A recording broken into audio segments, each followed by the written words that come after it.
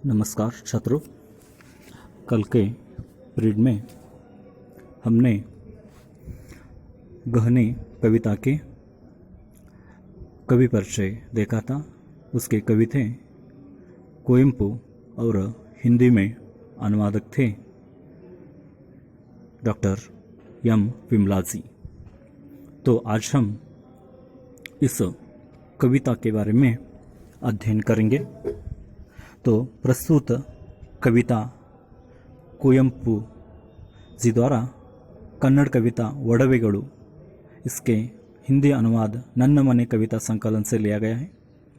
तो प्रस्तुत कविता में माँ बेटी का संवाद चल रहा है। यहाँ पर माँ बेटी को गहने पहनना चाहती है, पर बेटी उन गहनों से क्या लाभ कहकर मना कर रही है। वह कहती है, माँ तुम ही मेरा गहना हो और मैं तुम्हारा गहना हूँ। तो देखिए यहाँ पर इस प्रस्तुत कविता में माँ बेटी के बीच बातचीत हो रही है, वार्तालाप हो रही है। और माँ जो है अपनी बेटी सुंदर दिखाई दे, इस कारण से उन्हें गहने पहना रही है, रंग बिरंगे कपड़े पहना रही है। लेकिन बेटी जो है उसे पहनने के लिए इनकार कर रही है, क्योंकि बेटी को कहना है कि माँ ही उसके लिए गहना है और वह माँ के लिए गहना है। तो हम अब कविता के ओर चलते हैं। तो पहले मैं एक कविता पढ़ूंगा, उसके बाद उसके हार्ड वर्क्स यानी कि कठिन शब्दार्थ सुनूंगा, आपको बताऊंगा। तो पहले देखिए कविता। सोने के गहने क्यों कर माँ तकलीफ देते हैं नहीं चाहिए माँ। रंगीन कपड़े क्यों कर माँ मिट्टी में खेलने नहीं देते माँ। दूसरा परिचित, ताकि दिखाई दो सुंदर, बहुत ही सुंदर यूं कहती हो। सुंदर लगे किसको कहो माँ, देखने वालों को लगता है सुंदर, देता है आनंद, मगर मुझे बनता है बड़ा बंधन। मेरा यह बचपन तुम्हारा मातृत्व, ये ही गहने हैं मेरे लिए माँ। मैं तुम्हारा गहना, तुम मेरा गहना। फिर अन्य गहनों को क्यों चाहिए माँ। ऐसे इस कविता है। तो इसमें कठिन शब्दार्थ दो दिए गए हैं। तकलीफ यानी कि कष्ट, कन्नड़ कष्टगळु ಅಂತ ಹೇಳ್ತೀವಿ। ಬಂಧನ यानी कि रुकावट यानी कि बाधा, अड़चनेगळु ಅಂತ ಹೇಳ್ತೀವಿ। तो देखिए यहाँ पर पहले परिच्छेद में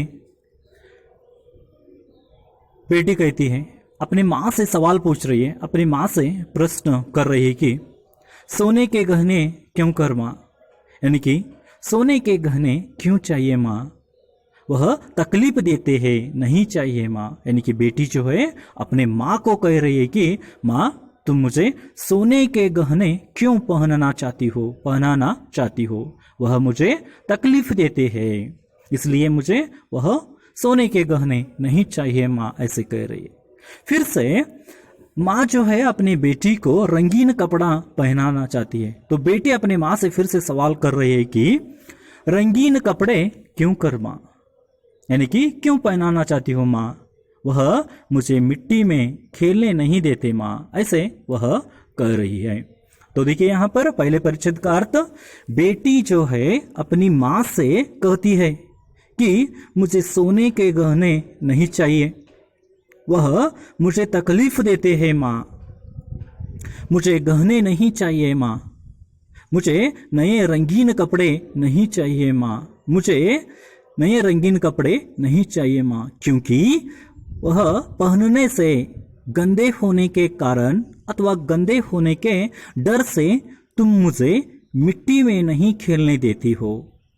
तो गहने और रंगीन कपड़े नहीं चाहिए मुझे माँ, मुझे पसंद नहीं है, ऐसी बेटी अपनी माँ से कह रही है। तो इसका अर्थ देखिए यहाँ पर सोने के गहने अगर हम बेटी पहनती है तो उसके खो देने के डर से माँ जो है अपने बच्चों को खेलने के लिए नहीं भेज सकती। तो बचपन का अधिकार जो है, बाल्य का अधिकार जो है, बच्चे जाकर मिट्टी में खेले अथवा मिट्टी में खेलना पसंद करते हैं, तो उसी को सोने के गहने पहनने के बाद उसको रुकावट आ सकती है, उसको रुकावट हो सकती है। इस वजह से, इस कारण से बच्ची जो है सोने के गहने पहनने के लिए इनकार कर रही है, मना कर रही है। और फिर से माँ जो है अपनी बच्ची को रंगीन कपड़े पहनना चाहती है।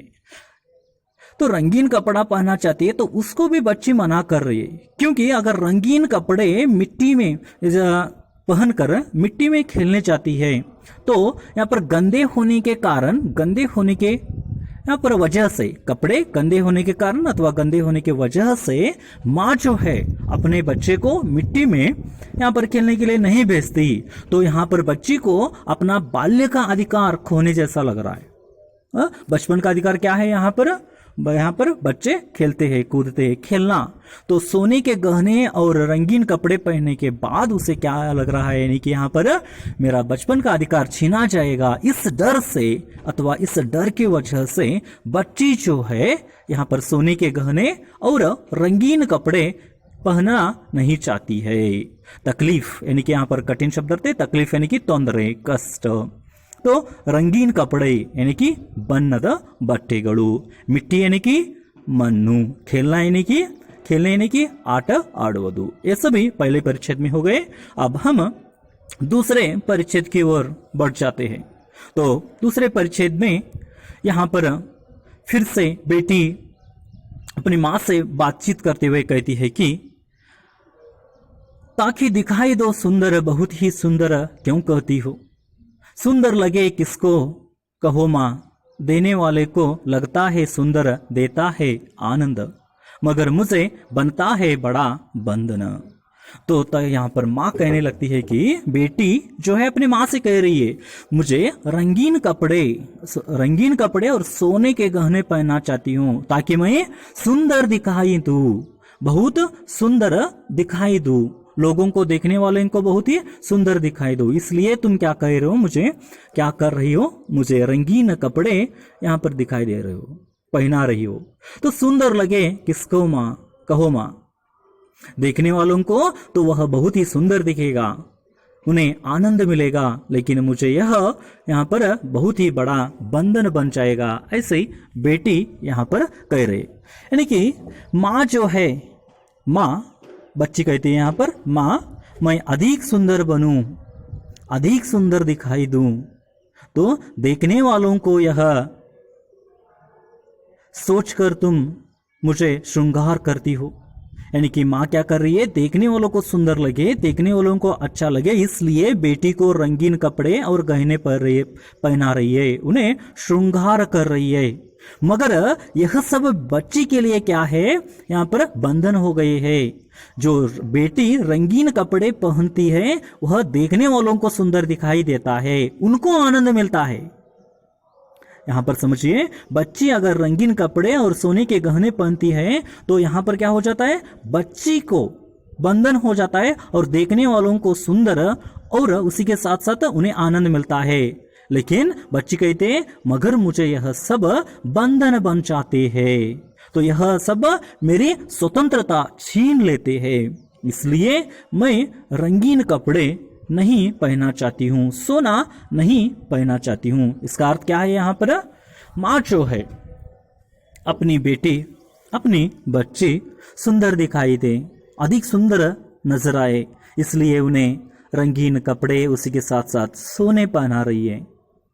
तो बच्ची अपने माँ से कहती है, हे माँ मुझे तुम श्रृंगार कर रही हो, अच्छे कपड़े पहनकर और सोने पहनकर, लेकिन आप जो श्रृंगार कर रही हो तो यह श्रृंगार देखकर दूसरों को क्या लगता है, आनंद मिलेगा, दूसरों को अच्छा लगेगा, दूसरे उसका आनंद उठाएंगे, लेकिन मुझे यह सब बहुत ही बड़ा बंधन बन जाते हैं, मुझे यह सब यहाँ पर मेरी स्वतंत्रता छीन लेते हैं। ऐसे बच्ची जो है यहाँ पर कहती है।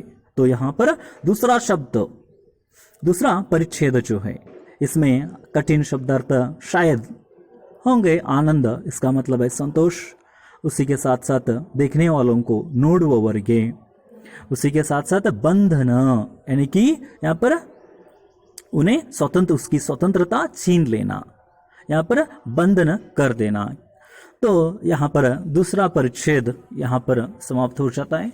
अब हम बढ़ेंगे तीसरा परिच्छेद, यानी कि आखिर का परिच्छेद। तो इस आखिर के परिच्छेद देखिए, मेरा यह बचपन तुम्हारा मातृत्व, ये ही है गहने मेरे लिए माँ।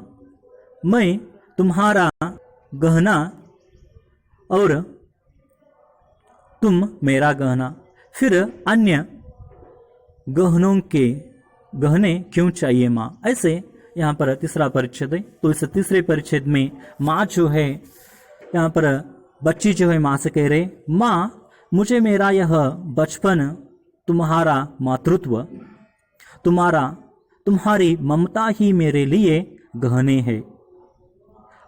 उसी के साथ साथ श्रृंगार है माँ। तुमसे ही मेरी शोभा है माँ।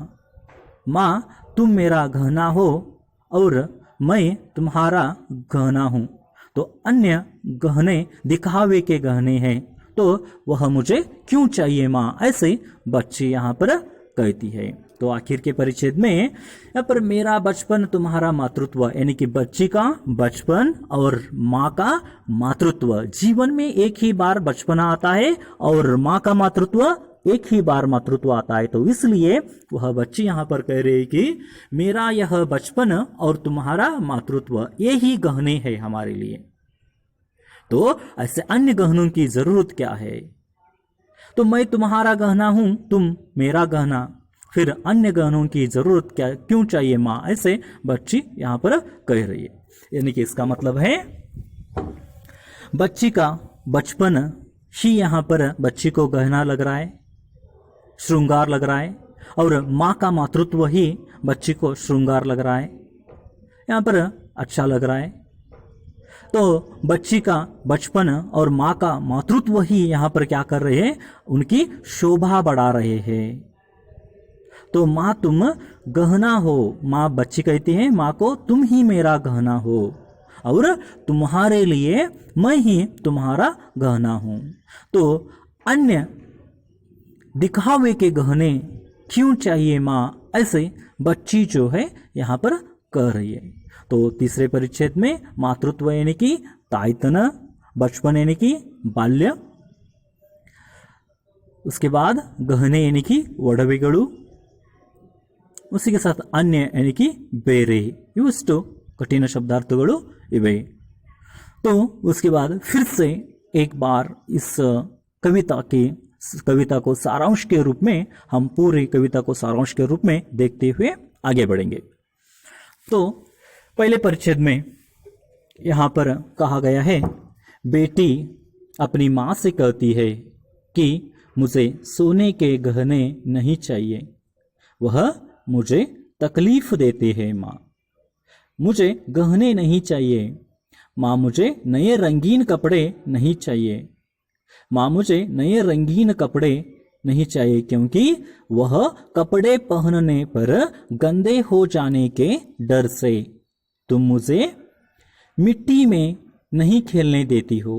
तो मुझे गहने और रंगीन कपड़े नहीं चाहिए, वह मुझे पसंद नहीं आते हैं, ऐसे कहती है। अब दूसरे परिच्छेद की ओर चलेंगे। माँ मैं अधिक सुंदर बनूं, अधिक सुंदर दिखाई दूं, देखने वालों को यह सोचकर तुम मुझे श्रृंगार करती हो, मगर यह सब देखने वालों को सुंदर दिखाई देता है, आनंद देता है, मगर मुझे यह सब बंधन बन जाते हैं। तो यह सब मेरी स्वतंत्रता छीन लेते हैं माँ। अब तीसरे परिच्छेद की ओर बढ़ेंगे। तो यहाँ पर माँ मुझे मेरा यह बचपन, तुम्हारा मातृत्व, तुम्हारी ममता ही मेरे लिए गहने हैं, श्रृंगार है, ऐसी बच्ची कह रही है। तुम से ही मेरी शोभा है माँ। माँ तुम मेरा गहना हो और मैं तुम्हारा गहना। दूसरे अन्य दिखावे के गहने क्यों चाहिए माँ, ऐसे आखिर के परिच्छेद में बच्ची अपने माँ से कह रही है। तो छात्रों, यहाँ पर इस कविता का समाप्त हो जाता है। धन्यवाद।